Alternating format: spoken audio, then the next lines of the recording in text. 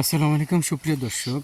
এখন সোনাঝরা রোদ যেটাকে বলে সেই রোদ নামে যদিও সোনাঝরা, কিন্তু বাস্তবে অনেক কঠিন। যারা এই সোনাঝরা রোদে দাঁড়িয়ে কাজ করছে তাদের জন্য প্রচণ্ড গরম। তবে ভাগ্য ভালো, আল্লাহর ইচ্ছে বাতাস আছে, বাতাসের কারণে গরমটা আসলে কিছুটা কম লাগছে। এর মাঝেও কৃষক কিন্তু বসে বসে থাকতে পারে না। বিশেষ করে এই ধান কাটার মৌসুমে যেটা করতে হয়, এই ধানের প্রত্যেকটা পর্বই রোদের প্রয়োজন হয়। অর্থাৎ রোদেই শুকাতে হয়, রোদেই ধান ঝাড়তে হয়, সব কিছু রোদেই করতে হয়।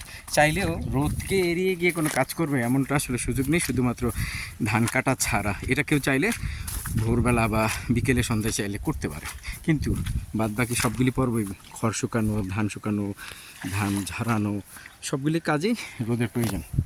তো রোদ ছাড়া আসলে এই কাজটা প্রায় অসম্ভব, এবং রোদ না থাকলেই ধান নষ্ট হয়ে যায়।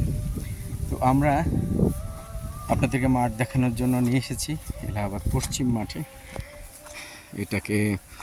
এখানে এবার একটা কৃষি অফিস থেকে আলুর একটা প্রজেক্ট নেওয়া হবে, 200 একরের বিশাল প্রজেক্ট হবে, যদি আল্লাহর সময় মতো করান আর কি।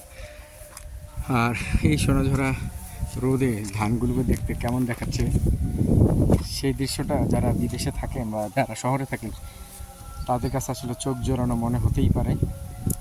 দেখুন, ধানের শীষগুলো যখন দোল খায়, কৃষকের মনেও কিন্তু আনন্দের জোয়ার আসে।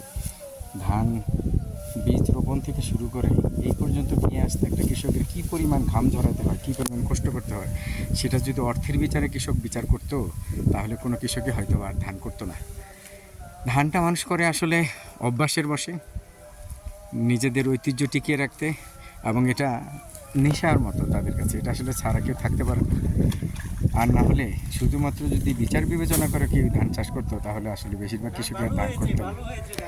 আমরা কৃষকের কাছে চলে এসেছি কথা বলতে বলতে। ভাই, এটা কি জাতের ধান?